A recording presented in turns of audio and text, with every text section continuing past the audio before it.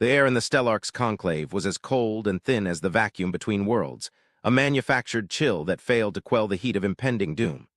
It was a cavern of polished obsidian and living crystal, where the fates of 1,000 star systems were debated on floating daises of solidified light. At its heart, the great holographic schematic of the Perseus arm bled a virulent crimson along the consortium's frontier, a stain that grew with every passing cycle.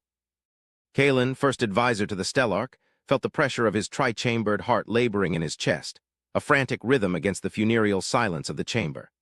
He stood beside the throne of Stellark Thrax, a being whose chitinous armor was scarred by decades of political and military conflict, but whose multifaceted eyes now betrayed a deep, corrosive weariness. The crimson tide on the map was the veiled swarm, a force that defied every precept of consortium strategy. They were not a fleet, not an empire. They were a plague of self-replicating biomechanical horrors that communicated in bursts of corrosive static, a language of pure entropy that shredded the crystalline logic of consortium vessels. Where their shadow fell, stars dimmed and worlds went silent. For generations, the Xylos consortium had been the pinnacle of galactic civilization, a tapestry of species woven together by trade, diplomacy, and the shared logic of their crystalline-based technology. Their ships were marvels of geometric perfection, their minds matrices of flawless calculation. Yet against the swarm, their logic fractured. The swarm did not think, it consumed. It did not strategize, it propagated. It was a force of nature, a biological constant as inevitable and as terrifying as a supernova.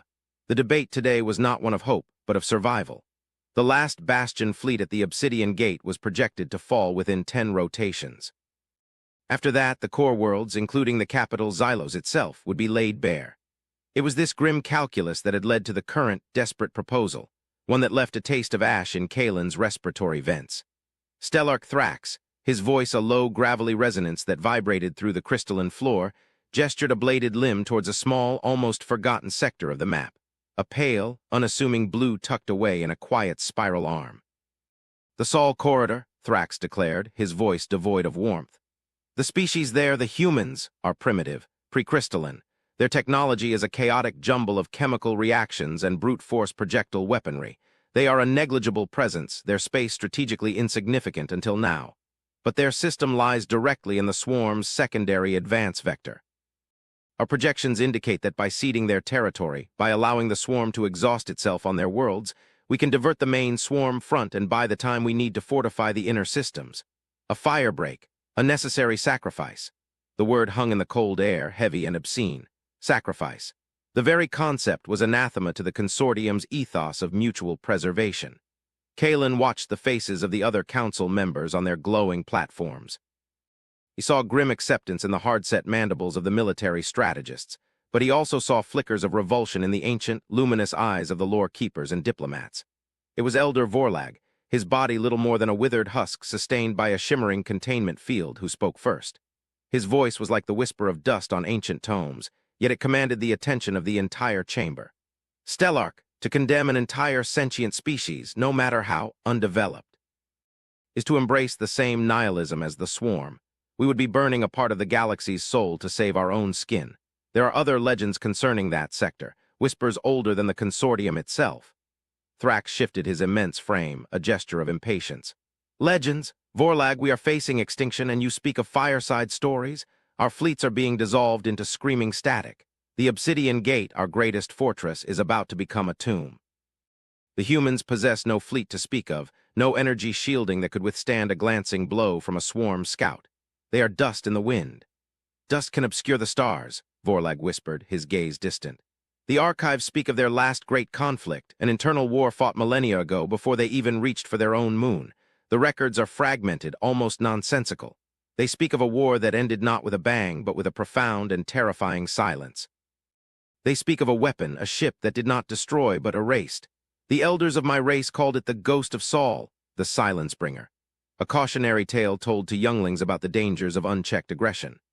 A dry, crackling sound, the approximation of a scoff, emanated from the military attaché, a hulking insectoid creature of grim practicality.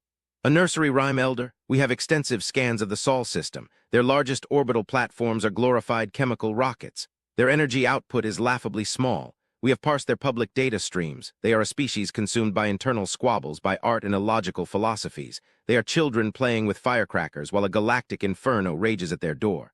Kalen remained silent, his gaze fixed on that small patch of blue. The humans. He had studied the reports, a bipedal species of baffling contradictions. They were fragile, short-lived, their biology a messy, chaotic process. Yet they had spread to every continent on their world, survived ice ages and planetary cataclysms. Their history was a litany of self-inflicted violence, yet they also produced works of breathtaking beauty and profound empathy. They were, to his logical Xylan mind, a paradox. They were not crystalline. They did not operate on predictable, elegant logic.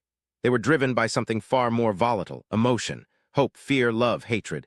It was a volatile fuel that the consortium had long ago engineered out of their own evolution in favor of stability. The risk of inaction is annihilation, Thrax boomed, his voice quelling the rising murmurs. The risk of this action is the loss of a species that has not even achieved Type 1 status. The logic is cold, but it is flawless. We will dispatch an envoy. We will not present it as a sacrifice. We will present it as an offer of sanctuary. We will evacuate their leadership, their cultural archives, a gesture of mercy. In return, their territory will serve the greater good. It is the only way. Kalen felt a chill that had nothing to do with the chamber's temperature. The logic was indeed flawless from a certain point of view. It was the cold, clean logic of a surgeon amputating a limb to save the body. But the limb was a living, breathing civilization. He thought of the data streams he had reviewed, human music, strange, discordant patterns of sound that could evoke deep sadness or exhilarating joy. He thought of their visual art, their attempts to capture the fleeting beauty of a sunrise or the complex sorrow in a fellow being's eyes. To condemn all of that to be consumed by the swarm felt like a violation of some fundamental cosmic law. And if they refuse? Kalen asked, his own voice sounding small in the cavernous space. Stellarch Thrax's multifaceted eyes turned to him, and for a moment Kalen saw not a leader but a cornered animal. Then their refusal will be a footnote in the history of our survival. The swarm will not ask for their permission. We are merely acknowledging the inevitable. The motion is tabled. We vote now. One by one, the lights on the daises shifted from neutral white to affirmative green. A few, including Elder Vorlags, flickered to a defiant amber of abstention, but the outcome was never in doubt. The decision was made. The Xylos Consortium, the great bastion of logic and order, had chosen to sacrifice the cradle of humanity. As the great schematic of the galaxy shimmered, the small blue sector of Sol now blinking with a new, ominous designation, Kalen felt a profound sense of dread settle deep within his being. They had made a logical choice, but he could not shake the feeling that they had just made a terrible, terrible mistake. They had calculated the strength of humanity's technology and found it wanting. But they had not, he feared, calculated the strength of humanity itself. And they had dismissed a legend, forgetting that all legends are born from a seed of truth. The diplomatic vessel, the asterisk Stellarchs will asterisk, was a monument to consortium power. It sliced through the void, a blade of polished alloy and radiant crystal, its very presence a declaration of technological supremacy. It settled into a high orbit around the third planet of the Sol system, a world of swirling white clouds and dizzying blue oceans that the natives called Earth. The consortium delegation, led by Kalen himself, assembled in the primary communication chamber. He was flanked by military guards in ceremonial armor, their crystalline carapaces shimmering under the soft interior light. The viewscreen dominated one wall, showing the vibrant, living world below. It looked so peaceful, so unaware.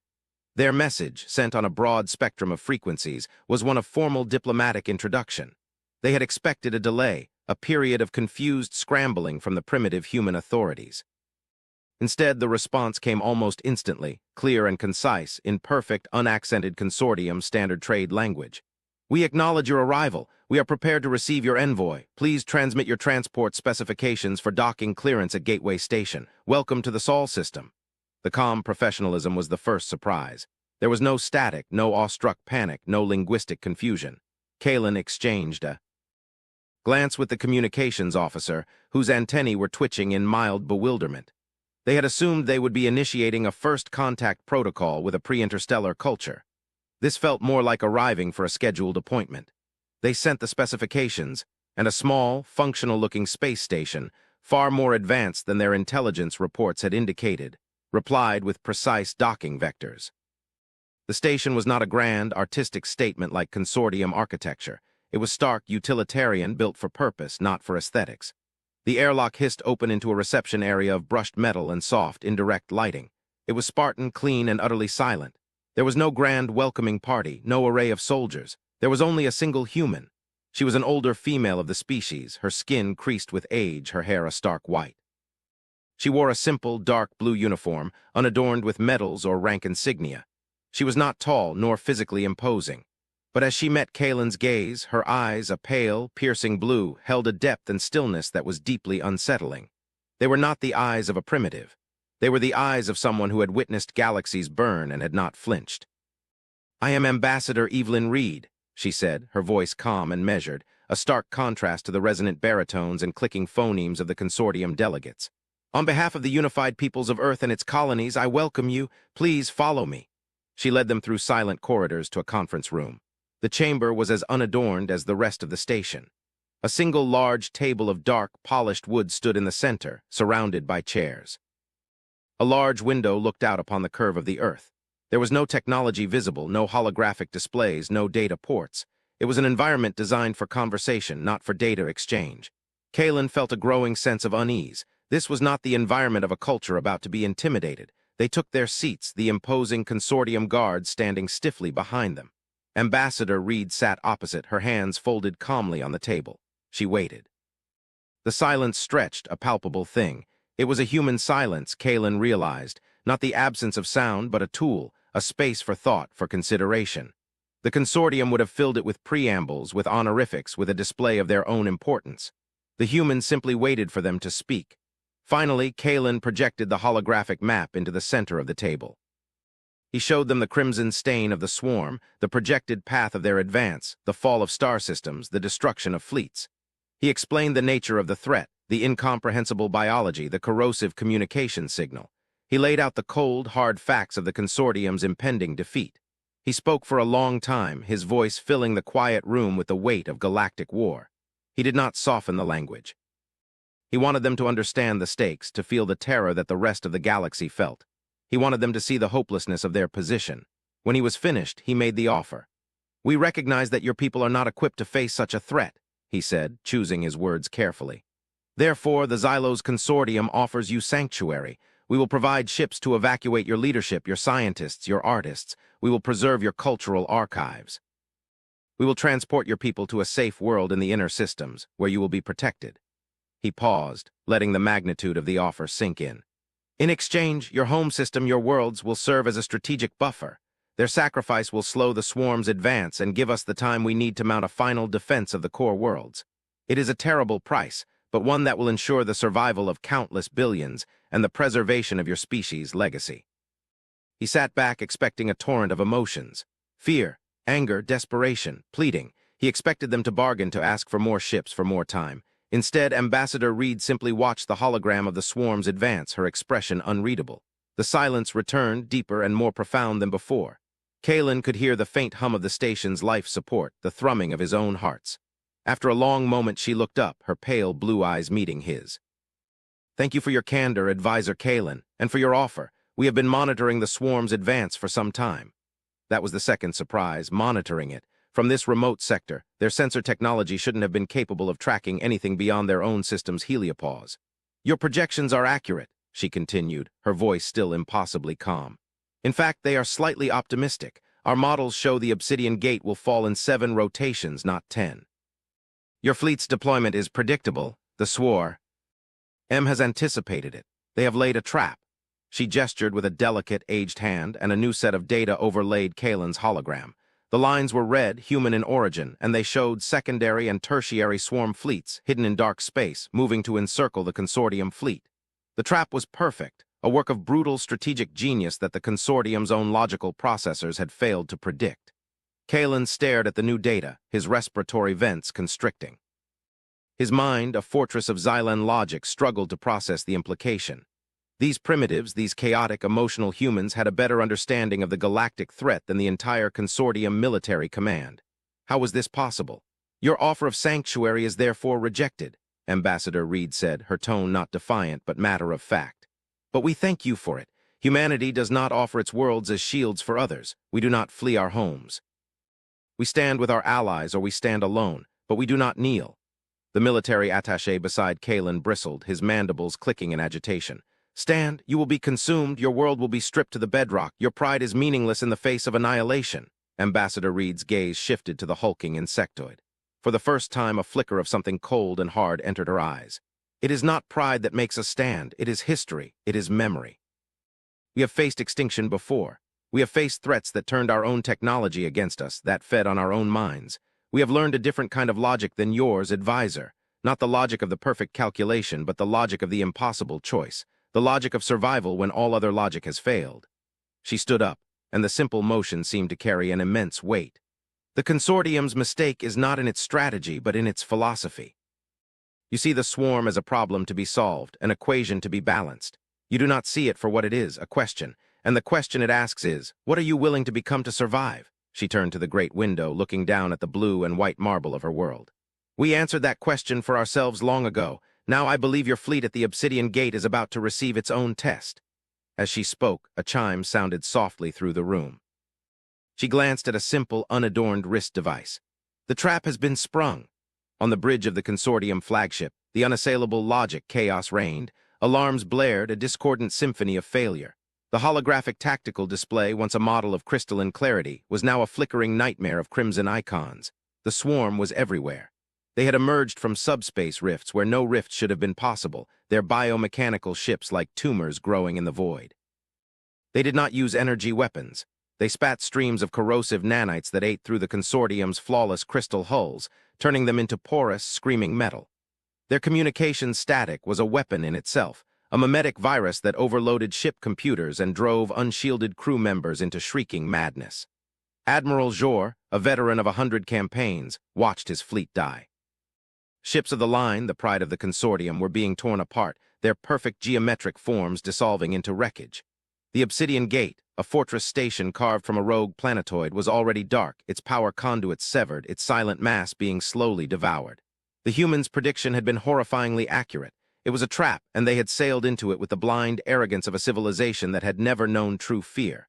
"Evasive maneuvers," Jor roared, his voice cracking. "Route all power to forward shields. Return Phi." He was cut off as a wave of static washed over the bridge, and the main display dissolved into a shower of fractured light. The ship shuddered violently, a deep, groaning protest of a dying machine. All was lost, he knew it. His fleet, his crew, the last bastion of the consortium, all would be consumed here in the dark. A profound, cold despair settled over him. He closed his primary eyes, waiting for the end. And then a new signal appeared on the one functioning auxiliary monitor. It was not a consortium signal. It was not the chaotic static of the swarm, it was something else. A single unidentified contact, emerging from a tier in spacetime that looked less like a hyperspace window and more like a wound. It did not shine or shimmer. It was a patch of perfect, absolute black. The silence on the bridge was sudden and total. The alarms died. The screaming from the lower decks ceased. Even the corrosive static of the swarm seemed to fade, as if in deference. All that remained was the low hum of the emergency life support. Every eye, organic and optical, was fixed on the small screen showing the impossible new arrival. The ship that emerged from the void was an abomination. It defied every principle of starship design known to the galaxy. It was vast, larger than the unassailable logic asterisk, but it had no clean lines, no elegant symmetry. It was a jagged, asymmetrical mass of dark, non-reflective material, scarred and pitted as if by eons of travel through hostile realities. It had no visible engines, no weapon ports, no bridge tower. It looked less like a machine and more like a fragment of some dead, malevolent god. It absorbed the light of the nearby star, creating a zone of absolute shadow around it. As it drifted silently into the heart of the battle, the swarm fleet, a force that had never before shown hesitation, seemed to falter. Their advance slowed. Their chaotic chatter lessened. On Gateway Station, Kalen and his delegation watched the same scene unfold on the main screen, which had activated without a command. He stared at the impossible vessel, his mind refusing to process what his eyes were seeing. "What? What is that?" he breathed, his voice a dry rasp. Ambassador Reed stood beside him, her gaze fixed on the screen, her expression one of profound, ancient sorrow. "A legend," she whispered. "A memory we had hoped to never awaken, a promise we made to ourselves, written in the ruins of our own homeworld. You called it the Ghost of Saul, the Silence Bringer. We call it the Vesper Asterisk." The Vesper did not fire a single weapon. It did not launch fighters. It did not raise any shields. It simply drifted into the center of the swarm armada, a silent, dark monolith. And then it began to hum. It was not a sound that traveled through the vacuum of space, but a vibration in the fabric of reality itself. It was a low, resonant frequency that Kalen felt in his very bones, a deep, mournful chord that spoke of loss and finality. On the tactical display, the crimson icons of the swarm fleet began to change. They did not explode. They did not break apart. They simply went out. One by one, their energy signatures vanished. Their biomechanical lights flickered and died. Their corrosive static faded into absolute silence. Across a swath of space hundreds of thousands of kilometers wide, an entire armada of the most terrifying force the galaxy had ever known was rendered inert. They became ghost ships, dead husks of metal and flesh, tumbling silently through the void, their threat extinguished not with fire and fury, but with a quiet, absolute negation. The Vesper hung in the silence for a long moment, a black hole in the shape of a ship. Then, as quietly as it had arrived, the wound in spacetime opened once more, and the vessel slipped back into whatever dark dimension it called home. It was gone. In the aftermath, there was only a profound and terrifying silence. The surviving ships of the consortium fleet floated amidst a graveyard of their enemies, their crews staring in stunned disbelief. On the bridge of the unassailable logic asterisk, Admiral Jor slowly lowered himself into his command chair, his limbs trembling. He had not been saved. He had been witnessed. He and his fleet were not the victors of a battle. They were the leftovers of an execution. In the conference room on Gateway Station, Kalen turned to face Ambassador Reed. The arrogance of his species, the pride of the consortium, all of it had been stripped away, burned to ash by the sight he had just witnessed. He looked at this small, elderly female of a species they had deemed primitive, and he saw a gatekeeper, a guardian of a power so immense and so terrible that it defied comprehension. His voice, when he finally found it, was a broken whisper. "What have you done?" Evelyn Reed's gaze was heavy with the weight of ages. "We have kept a promise," she said softly. "We have reminded the galaxy and ourselves that some weapons should never be used, and some wars should never be fought." The silence in the room was no longer human. It was the silence of the Vesper, the silence of the void, the silence of absolute, undeniable power. The emergency session of the Stellarch's conclave convened in an atmosphere of raw, unadulterated fear. The chamber, once a symbol of unshakable order, now felt fragile, its crystalline structures resonating with the panicked thrum of 100 anxious minds. The holographic schematic no longer showed the steady advance of the swarm, but a vast, gaping hole in their formation at the obsidian gate, a void populated by the drifting, inert husks of their fleet. It was not a victory. It was a scar, a wound on the face of reality. Stellarch Thrax sat on his throne, his usual commanding presence diminished, his bladed limbs held tight against his body. He looked like a creature bracing for a blow. All eyes, however, were on the human who stood alone in the center of the chamber, Ambassador Evelyn Reed, her image broadcast from Gateway Station with perfect fidelity. She was an island of calm in a sea of galactic terror. "Explain this, vessel," Thrax commanded, his voice strained, stripped of its usual authority. "This weapon, by what right does your species hold such power, a power that could unmake fleets without a single shot? You have kept this hidden from the galaxy. You have deceived us." Ambassador Reed's expression remained unchanged. There was no triumph in her eyes, only a deep and abiding weariness. "We have deceived no one, Stellarch. We have simply been silent. The Vesper asterisk is not a weapon. To call it such is to fundamentally misunderstand its nature. It is a key, a relic, a scar from a time when humanity nearly extinguished itself." She paused, letting the silence gather. The fear in the chamber was so thick Kalen could almost taste it, a metallic tang of ozone and anxiety. "Millennia ago, before we built our first starship, humanity fought a war against itself. It was not a war of territory or resources, but of ideology, of two different concepts of what humanity should become. The conflict escalated, and we created weapons that targeted the fundamental laws of physics. We learned to unspool spacetime, to collapse quantum states, to sever the link between matter and energy. We created machines that could enforce a localized, engineered reality." Her words painted a picture more horrifying than any swarm invasion. A war fought not with bombs, but with the very rule-book of the universe. The Vesper, or Vespera as it was then known, the evening star, was the final creation of that war. It is not a warship. It is a harmonic resonator. It does not destroy. It broadcasts a resonance, a specific quantum frequency that nullifies the high-energy state transitions required for most advanced technology to function. Power conduits cease to channel energy. Fusion cores grow cold. Coherent light loses its cohesion. It doesn't break the machine. It convinces the universe in a very small patch of spacetime that the machine was never meant to work at all. It imposes a state of technological silence. Elder Vorlag, his form shimmering in its containment field, spoke with a voice of dawning, horrified understanding. The Silence Bringer. The legend was true. It was not a weapon that made stars go quiet. It was one that made technology go quiet. Precisely, Elder, Reed affirmed. The Silence War, as we call it, ended when both sides simultaneously deployed their ultimate resonators. Our planet was plunged into a technological dark age that lasted for 1,000 years. The sky was filled with the silent, powerless hulks of our own greatest achievements. We nearly starved. We nearly froze. We were forced to learn again how to live with our own hands under a sky full of silent metal ghosts. That is the great lesson of humanity, Stellark. It is not our power that defines us, but our restraint. We have walked to the edge of the abyss and looked into it, and we chose to step back. The Vesper is not a source of pride. It is our greatest shame. Its use is a sign of our ultimate failure to find a better way. The conclave was silent, the weight of her words pressing down on them. They had judged humanity by their simple chemical rockets, never imagining that they had already passed through a technological singularity so advanced and so terrifying that they had willingly abandoned it, burying it under a mountain of self-imposed ignorance and cautionary tales. The consortium, with its elegant crystalline logic, had been striving for centuries to reach a level of technology that humanity had already deemed too dangerous to possess. Kalen stepped forward from beside the throne, his voice resonating with a new, humbling clarity. You could have conquered the galaxy, Ambassador. With such power you could have been emperors. And ruled over a silent empire of dead machines, she replied, a faint, sad smile touching her lips. What is the point of a throne if there is no one left to speak to? We learned that power is a cage, not a key. True strength is found in connection, in understanding, in the shared struggle for existence. It is found in the art, the philosophy, the internal squabbles that your report so easily dismissed. That chaos you observed is the price and the proof of our freedom. Stellark Thrax finally stirred, his great form rising from the throne. He looked not at the ambassador, but at Kalen, and then at the assembled council. The arrogance was gone, replaced by a stark, clear-eyed realism.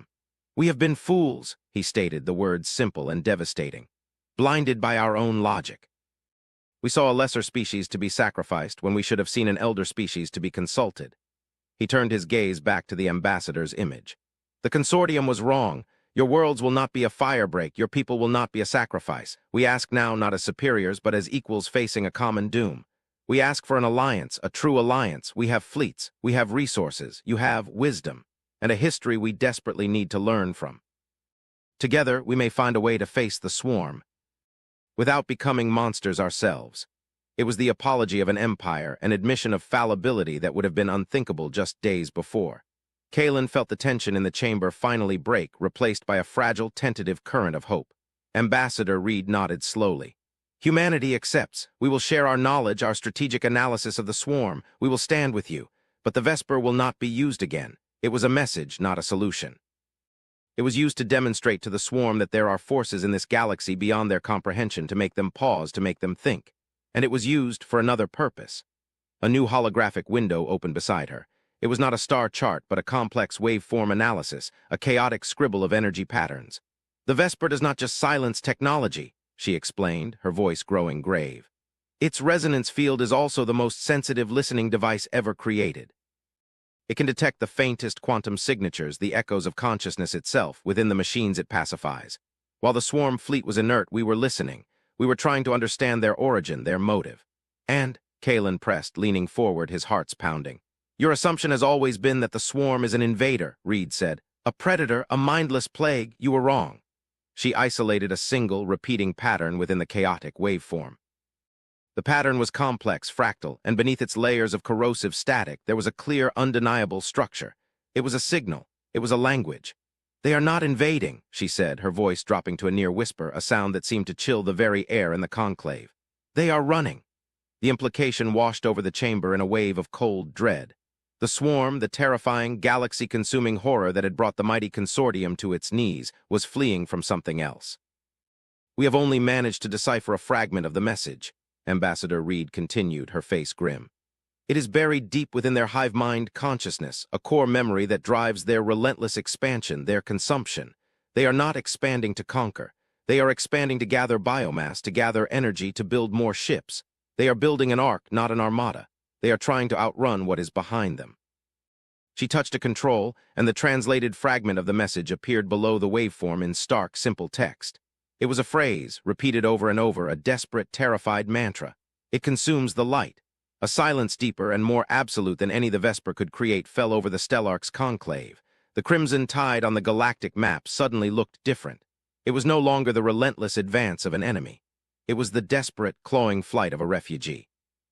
Greatest threat the galaxy had ever known was itself terrified of something worse. What? Stellarch Thrax finally managed to ask, the single word encompassing a universe of disbelief and terror. What is it? What consumes the light? We do not know, Ambassador Reed answered, her voice heavy with the burden of this new, terrible knowledge. The swarm's message is a warning. The direction they are fleeing from is the intergalactic void, from the great emptiness between our galaxy and the next. They call it the Great Silence. Not the silence of a machine being turned off, but the silence of a star being eaten. The silence of absolute final entropy. The camera on Gateway Station pulled back, showing Ambassador Reed standing before the great window, the blue and white marble of Earth hanging in the blackness behind her. She looked small against the vastness of space, a fragile figure representing a fragile species. But her shadow, and the shadow of the legend she had unleashed, now fell across the entire galaxy. The swarm was never our true enemy, she said, her voice a somber finality. They were the first wave. They were the warning bell. The war for survival has not just begun. We have merely, for the first time, understood the nature of the battlefield. Kalen stood on the observation deck of the Xylan High Command, long after the conclave had been dismissed. The grand schematic of the galaxy still hung in the air, but he saw it now with new eyes.